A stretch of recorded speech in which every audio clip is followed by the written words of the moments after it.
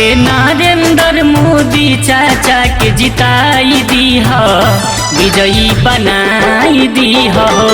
बटम कमल के फूल छप पर तू दबाई दीह, विजयी बनाई दीह। फिर से भारी बहुमत से तू जिताई दीह, विजयी बनाई दीह।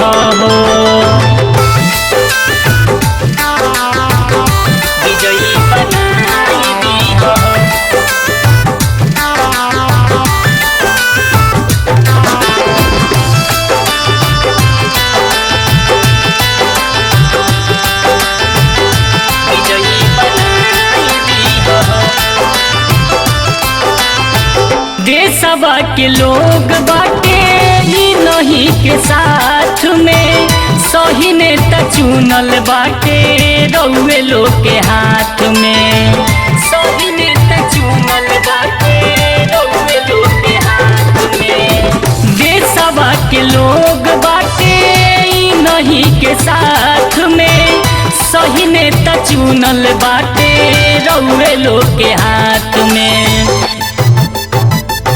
झंडा बीजेपी के फिर से लहराई दीह, विजयी बनाई दीह।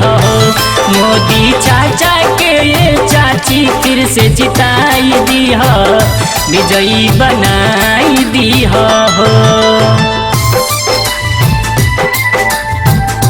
विजयी बनाई दीह।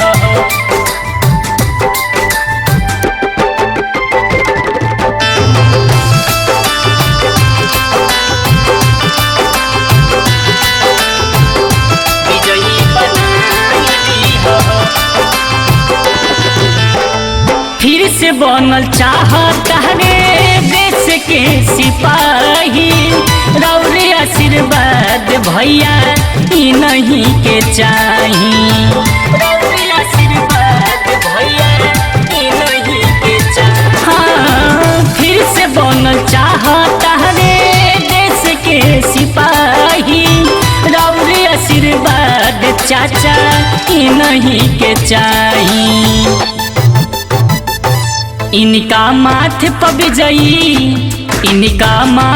विजयी के तिलक लगाई दीह, झंडा लहराई दीह। मोदी चाचा के ये भैया तू जिताई दीह, विजयी बनाई दीह। लाल बाबू डिजिटल रिकॉर्डिंग स्टूडियो बेतिया।